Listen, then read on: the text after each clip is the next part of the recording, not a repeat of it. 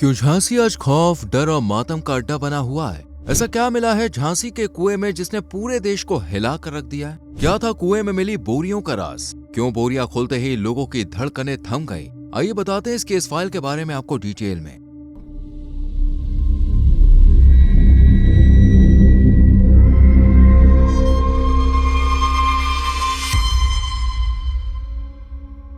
UP का एक खासम खास जिला है झांसी, जहां टोडी फतेहपुर थाना क्षेत्र में गांव पड़ता है जिसे किशोरपुर कहा जाता है। हर दिन की तरह 13 अगस्त 2025 को भी यहाँ चहलकदमी थी। सब अपने अपने काम में बिजी थे। किसान खेतों में काम कर रहे थे, लेकिन अचानक गांव का एक किसान जब खेत के पास बने कुएं में से पानी निकालने के लिए गया तो उसे बहुत ही अजीब सी दुर्गंध महसूस हुई। और जैसे ही उसने कुएं के अंदर झांक कर देखा तो 2 बोरियां कुएं में तैर रही थी, जिन्हें देखकर पहले तो किसान को कुछ समझ में नहीं आया और उसने जल्दी से इन बोरियों को 2-4 लोगों की मदद से बाहर निकाला। और जब इन्हें खोल कर देखा गया तो हर किसी की सांसें थम गईं और इन्होंने अफरा तफरी में 112 नंबर पर कॉल करके पुलिस को फौरन ही यहाँ आने को कहा। मामले की गंभीरता को देखते हुए पुलिस भी कुछ ही मिनटों में यहाँ आ गई और जब जमीन पर पड़ी बोरियों के अंदर देखा तो उनके भी पैरों तले जमीन खिसक गई, क्योंकि इन बोरियों के अंदर एक महिला की बॉडी थी, वो भी कई पार्ट्स में। लेकिन हैरानी की बात तो ये थी कि महिला की पहचान के लिए ना तो उसका सर था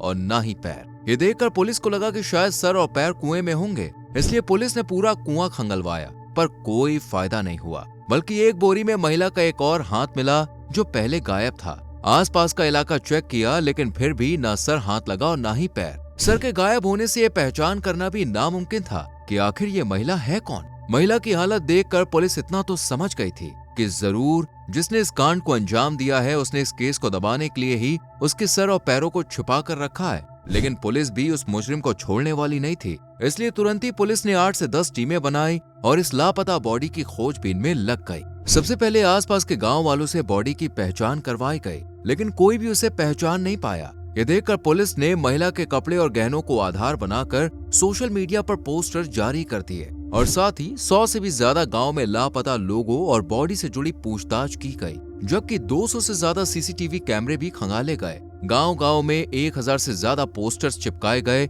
लेकिन 5 दिन तक कड़ी मेहनत करने के बाद पुलिस के हाथ खाली के खाली ही रहे। लेकिन वो कहते हैं ना, सब्र का फल मीठा होता है। यही पुलिस के साथ भी हुआ। एक दिन एक शख्स हाथ में महिला का पोस्टर लिए पुलिस स्टेशन आया और खुलासा किया कि ये उसी की बहन है, रचना यादव, जो कहीं लापता हो गई है। ये सुनकर पुलिस के मन में केस के सुलझने की कुछ उम्मीद जागी और जब बॉडी के पार्ट्स इस शख्स को दिखाए जाते हैं तो ये कंफर्म कर देता है कि ये रचना के ही है। अब पुलिस रचना के बारे में जानकारी जुटाने की कोशिश करती है और पता चलता है कि रचना यादव 33 से 35 वर्षीय महिला थी, जिसकी शादी टीकमगढ़ में हुई थी, लेकिन वैवाहिक जीवन बिल्कुल भी खुशहाल नहीं था, जिसकी वजह थी रचना की खूबसूरती और मस्त मौला बर्ताव, जिसे देखकर पति उस पर शक करता था और इसी शक के घेरे में दोनों की जिंदगी गुजरती जा रही थी। और इसी बीच रचना ने 2 बच्चों को जन्म भी दिया, लेकिन 5 साल बाद भी जब पति के साथ उसका रिश्ता ठीक नहीं हुआ तो वो अपने दोनों बच्चों और पति को छोड़कर मायके चली आई और अपने पति से तलाक लेकर मायके में ही रहने लगी। कुछ समय बाद इसकी मुलाकात हुई शिवराज यादव नाम के एक लड़के से, जो झांसी के टोडी फतेहपुर गांव महेबा का रहने वाला था। जब ये रचना को देखता है तो पहली ही नजर में उस पर फिदा हो जाता है और यहीं से दोनों के बीच प्यार मोहब्बत का सिलसिला शुरू हो जाता है। जल्द ही दोनों इस कदर प्यार में डूब जाते हैं कि 1 मिनट भी एक दूसरे के बिना रह नहीं पाते और कुछ समय बाद ही शादी करके घर बसा लेते हैं। हालांकि शिवराज रचना की पहली शादी के बारे में जानता था, लेकिन फिर भी उसने प्यार के चलते रचना को अपना लिया। और फिर आता है साल 2023, जब रचना यादव पुलिस स्टेशन पहुंचकर अपने पति यानी शिवराज और उसके बड़े भाई के खिलाफ FIR दर्ज करवाती है। साथ ही पुलिस को बताती है कि उसके जेठ यानी शिवराज के बड़े भाई ने उसके साथ गलत काम करने की कोशिश की है और इस पूरी घटना में शिवराज ने भी अपने भाई का साथ दिया है। हालांकि ये सच था या फिर रचना का सिर्फ आरोप था, इस बात का खुलासा नहीं हुआ, लेकिन पुलिस रचना की बात मानकर तुरंत ही FIR दर्ज कर लेती है और ये खबर पूरे गांव में आग की तरह फैलने लगती है। मामले की जांच के लिए गांव का पूर्व प्रधान संजय पटेल भी रचना के पास आता है और उससे पूरा मामला जानने की कोशिश करता है। भले ही संजय पटेल प्रधान पद से रिटायर हो गया था, लेकिन उसका प्रभाव अब भी पूरे गांव में फैला हुआ था और इसकी पहुंच आला अधिकारियों तक थी। इसलिए रचना भी मदद की उम्मीद से इसे पूरा मामला बता देती है और संजय अब खुद रचना का साथ देने का फैसला करता है। FIR दर्ज होने के बाद ये मामला जब गरौठा कोर्ट में पहुंचता है तो संजय खुद रचना की पैरवी करने जाता है और उसे ये भरोसा दिलाता है कि वो उसे पूरी तरह से सपोर्ट करेगा, फिर चाहे फाइनेंशियली ही क्यों ना हो। लेकिन संजय इतना मेहरबान क्यों था? इसका जवाब है रचना की खूबसूरती, जिस पर संजय भी अपना दिल हार बैठा था और मदद के बहाने उसके ज्यादा से ज्यादा करीब आना चाहता था। हालांकि रचना भी इस बात को भांप लेती है और मौके का फायदा उठाकर उसके करीब जाने लगती है। पहले दोनों के बीच दोस्ती का फूल खिलता है और फिर वक्त के साथ दोनों दोस्त से कपल में तब्दील हो जाते हैं, जिसके बाद दोनों खूब मिलना जुलना शुरू कर देते हैं। अब क्योंकि केस के सिलसिले में रचना को झांसी में कोर्ट के चक्कर लगाने पड़ रहे थे, इसलिए संजय गुरसराय नाम की एक जगह पर उसके रहने का इंतजाम कर देता है, जहां रचना पूरे ऐशो आराम के साथ रहती है और अक्सर संजय भी उससे मिलने, उसके साथ वक्त गुजारने आता रहता है। हालांकि संजय अच्छी खासी उम्र का था और 2 बच्चों का पिता भी था, लेकिन फिर भी वो रचना के साथ अवैध संबंध में लिप्त रहता है। पर जल्द ही उसकी ये घिनौनी हरकत उसकी पत्नी को पता चल जाती है, जिसके बाद घर में कलेश होना शुरू हो जाता है। संजय, जो एक बहुत ही चतुर चालाक इंसान था, वो किसी तरह अपनी पत्नी को समझा बुझाकर घर का माहौल शांत कर देता है, पर रचना से मिलना जुलना नहीं छोड़ता। इस तरह 2 साल बीत जाते हैं और साथ ही मुकदमा भी जारी रहता है। लेकिन 2 जून 2025 को कुछ ऐसा होता है कि रचना और संजय के रिश्ते में बदलाव आने लगते हैं। दरअसल 2 जून को अचानक रचना के दूसरे पति शिवराज इस दुनिया से चल बसते हैं, जिसके बाद रचना संजय से शादी करने को कहती है, क्योंकि रास्ते का कांटा हट चुका था और अब वो अकेली जिंदगी नहीं गुजारना चाहती थी। शादी की बात सुनकर संजय एकदम खामोश हो जाता है और रचना को समझाता है कि देखो, मैं तुमसे बेइंतहा प्यार तो करता हूँ, पर शादी वादी नहीं कर सकता, क्योंकि मैं पहले से ही शादीशुदा हूँ और अगर मैंने तुमसे शादी कर भी ली तो समाज में मेरी जो इज्जत है वो खराब हो जाएगी। संजय रचना को समझाता है कि इस रिश्ते को ऐसे ही आगे चलने दो, पर रचना अब ऐसे छुप छुप कर नहीं रहना चाहती थी, इसलिए वो संजय की बात नहीं मानती। और फिर आता है 9 अगस्त का दिन, जब रचना अचानक कहीं लापता हो जाती है। ना तो उसका परिवार से कोई संपर्क होता है और ना ही संजय से मिलती है, लेकिन जब दुनिया के सामने आती है तो एक बॉडी के रूप में होती है, जिसके कई पार्ट्स किए गए थे। लेकिन अब सवाल ये था कि आखिर रचना की ये दर्दनाक हालत की किसने? इसी सवाल को सुलझाने के लिए जब पुलिस रचना के भाई से पूछती है, क्या तुम्हें किसी पर शक है, तो वो संजय का नाम लेता है, क्योंकि उसे भी संजय और रचना के बीच शादी की बात को लेकर जो अनबन चल रही थी उसके बारे में मालूम था। ये सुनकर पुलिस के शक की सुई भी संजय की तरफ घूमती है और जब पुलिस संजय की प्रीवियस लोकेशन खंगालती है तो पता चलता है कि 9 अगस्त की रात को संजय कुएं के पास ही था, जबकि उसका घर कुएं के पास से कोसों मील दूर था। तो फिर वो रात के अंधेरे में यहाँ क्या करने आया था? ये सवाल संजय को और ज्यादा शक के घेरे में ला देता है, जिसका जवाब जानने के लिए पुलिस तुरंत ही संजय के घर पहुंचती है, जहां संजय अपने परिवार और भतीजे संदीप पटेल के साथ मौजूद था। पुलिस दोनों को हिरासत में लेकर पुलिस स्टेशन आ जाती है। शुरुआत में पुलिस संजय से थोड़ी नरमी बरतती है, जिस पर संजय इन्हें कुछ नहीं बताता और बातों को घुमाने की कोशिश करता है। ये देखकर जब पुलिस अपना सख्त लहजा इख्तियार करती है तो संजय भी चुप्पी तोड़ देता है और खुलासा करता है कि हाँ, मैंने ही रचना को मारा है, जिसमें मेरे भतीजे संदीप और उसके एक मिलने वाले प्रदीप अहिरवार ने मेरा साथ दिया था। पुलिस संदीप और संजय को तो गिरफ्तार कर लेती है, लेकिन तीसरा आरोपी यानी प्रदीप फरार रहता है, जिसे ढूंढने के लिए पुलिस उस पर 25,000 रुपए का इनाम घोषित कर देती है और साथ ही कई टीमें भी उसकी तलाश में जुट जाती हैं, जिसके चलते आखिरकार पुलिस प्रदीप को घेराबंदी करके पकड़ने की कोशिश करती है। लेकिन प्रदीप पुलिस को देखते ही भागने की कोशिश करता है और उसे पकड़ने की जद्दोजहद में पुलिस उसके दाहिने पैर में गोली मारकर उसे काबू कर हिरासत में ले लेती है।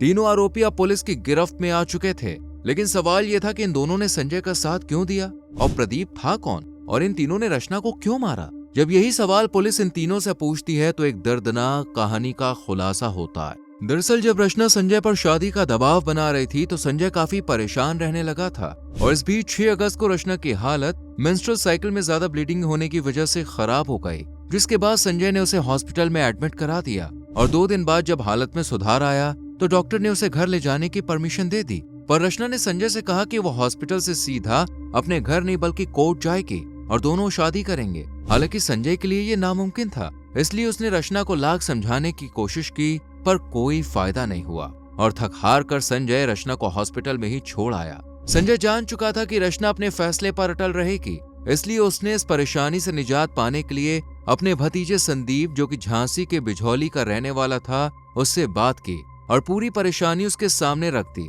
साथ ही संजय ने यह भी बताया कि मैंने पिछले 2 सालों में रचना को पूरे 20 लाख रुपए दिए हैं, पर फिर भी वो शादी करने की जिद पर अड़ गई है और इतनी आसानी से नहीं मानेगी। पूरी बात सुनने और समझने के बाद संदीप कहता है कि हमें रचना को रास्ते से हटाना होगा और इस काम में हमारा साथ देगा प्रदीप। दरअसल कुछ वक्त पहले संदीप ने एक लड़की को जान से मार दिया था, जिसके जुर्म में उसे जेल जाना पड़ा और यहीं उसकी मुलाकात प्रदीप से हुई।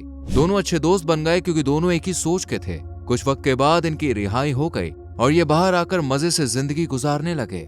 प्रदीप के बारे में जब संदीप संजय को बताता है तो वो भी इसके प्लान में काम करने का फैसला करता है, जिसके बाद संदीप प्रदीप से मिलने जाता है और उसे आगे क्या करना है रचना के साथ वो सब कुछ बताता है, जिसे सुनकर प्रदीप तुरंत ही उसका साथ देने के लिए राजी हो जाता है। और इस तरह तीनों प्लान बनाकर 9 अगस्त को रचना से मिलने हॉस्पिटल जाते हैं। संजय को देखकर रचना फिर से उससे शादी करने की जिद करती है और शर्त रखती है कि अगर यहाँ से कोर्ट जाकर शादी करोगे तभी मैं हॉस्पिटल से बाहर आऊंगी, वरना नहीं आऊंगी। इस पर संजय भी उसे शादी करने का दिलासा देता है और समझा बुझाकर हॉस्पिटल से बाहर ले आता है। संदीप और प्रदीप दोनों कार में फ्रंट सीट पर बैठते हैं, जबकि संजय रचना के साथ बैक सीट पर बैठता है और इस तरह इनकी प्लानिंग का पहला पड़ाव पार हो जाता है। संजय रचना से कहता है कि तुम्हें हॉस्पिटल में रहते हुए 2-3 दिन हो गए, चलो मूड फ्रेश करने के लिए कहीं दूर घूमने चलते हैं। संजय का ये प्यार देखकर रचना भी तुरंत उसकी बातों में आ जाती है और इनका सफर शुरू होता है। ये लोग रचना को हॉस्पिटल से करीब 70 किलोमीटर दूर लहचूरा नाम के एक बांध के पास ले जाते हैं, जहाँ पर एक छोटा सा कस्बा बसा हुआ है। इसी कस्बे में जब संजय की नजर एक शराब के ठेके पर पड़ती है तो वो तुरंत ही गाड़ी रुकवा लेता है और संदीप प्रदीप शराब लेकर आते हैं और तीनों मजे से शराब पीकर टाइम पास करते हैं। ये लोग टाइम खुद बर्बाद कर रहे थे ताकि दिन की रोशनी ढल जाए और अंधेरे में ये अपनी नापाक साजिश को अंजाम दे सके। ऐसे ही वक्त गुजरता जाता है, दिन से शाम और शाम से रात हो जाती है। अब रचना भी संजय से घर चलने की जिद करती है क्योंकि उसे भी इन लोगों के साथ घूमते घूमते पूरा दिन गुजर गया था। जब ये लोग लहचूरा बांध के बिल्कुल करीब होते हैं तो प्रदीप रचना से कहता है कि प्रधान जी तुझसे शादी वादी नहीं करेंगे, इसलिए उनका पीछा छोड़ और दूर हो जा। अचानक से प्रदीप के ये शब्द सुनकर रचना बहुत हैरान होती है और गुस्से में कहती है कि तुम्हें क्या मतलब, ये हमारा मामला है और संजय मुझसे शादी करेंगे। इस पर प्रदीप उससे कहता है कि प्रधान जी तुझसे शादी नहीं करना चाहते और ना ही वो करेंगे। जब यही सवाल वो संजय से पूछती है तो संजय भी रचना से साफ शब्दों में कह देता है कि प्रदीप सही बोल रहा है। ये सुनकर रचना भड़क जाती है और संजय के साथ बहसबाजी और लड़ाई झगड़ा करना शुरू कर देती है, जिससे संजय भी गुस्से में रचना को काफी बुरा भला कहता है और ये लड़ाई इतनी ज्यादा बढ़ जाती है कि संजय रचना का गला दबोच लेता है और उसे तब तक दबाए रखता है जब तक कि उसकी सांसें नहीं थम जाती। हालांकि रचना खुद को बचाने की कोशिश करती है, हाथ पैर झटपटाती है, पर संदीप और प्रदीप संजय के साथ मिलकर उसे पकड़े रखते हैं। ना तो उसे भागने की मोहलत देते हैं और ना ही चीखने चिल्लाने की इजाजत। इस पर रचना तड़पते हुए अपनी जान गंवा देती है, जिसके बाद अब ये तीनों उसकी बॉडी को एक पत्थर के साथ बांधकर वहां बने हुए बांध में फेंकने का फैसला करते हैं ताकि वजन से उसकी बॉडी ऊपर ना आए। इस प्लान पर काम करते हुए ये तीनों सारे इंतजाम कर लेते हैं। बस लहचूरा बांध में फेंकने ही वाले होते हैं कि अचानक दूर से एक पुलिस की गाड़ी आती हुई दिखाई देती है, जिसे देखकर इन तीनों के हाथ पांव फूल जाते हैं और ये जल्दी जल्दी रचना की बॉडी को डिग्गी में डालकर यहाँ से सीधा लखेरी बांध पर आ जाते हैं। यहाँ भी ये लोग रचना की बॉडी को फेंकने की कोशिश करते हैं, पर तभी यहाँ पर एक गार्ड आ जाता है और इनसे इतनी देर रात बांध के पास मौजूद होने के बारे में सवाल जवाब करने लगता है। गार्ड को देखकर ये तीनों यहाँ से भाग निकलते हैं और खजूरी नदी के पास पहुंच जाते हैं, जहाँ पहले से ही गार्ड मौजूद था। ये सब देखकर अब संजय कहता है कि हम अपने गांव महिबा से 5 किलोमीटर दूर किशोरपुर में मौजूद कुएं में से फेंक देंगे और इसकी बॉडी के पार्ट्स कर सर को अलग छुपा देंगे, जिससे पुलिस इसकी पहचान नहीं कर पाएगी और हम बच जाएंगे। इसी प्लान के तहत ये तीनों किशोरपुर की तरफ रवाना हो जाते हैं और कुएं के पास पहुंचकर रचना की बॉडी के 7 पार्ट्स कर देते हैं और अलग अलग बोरियों में भरकर कुएं में फेंक देते हैं, जबकि सर और पैर एक बोरी में भरकर कहीं दूर ले जाते हैं और लाखेरी नदी में फेंक देते हैं, इस उम्मीद में कि अब ये बच जाएंगे। लेकिन पुलिस ने आखिरकार इन्हें पकड़ ही लिया और अब तीनों पुलिस की हिरासत में है। वैसे आपको क्या लगता है, क्या अवैध संबंध बनाने का इतना दर्दनाक अंजाम क्या सच में अर्चना डिजर्व करती थी? और संजय और उसके साथियों को किस तरह की सजा दी जानी चाहिए? कमेंट सेक्शन में अपनी राय दें। वीडियो को लाइक और शेयर करके चैनल को सब्सक्राइब करें और बेल आइकॉन प्रेस करें, जिससे आने वाली केस फाइल्स आपसे मिस ना हो।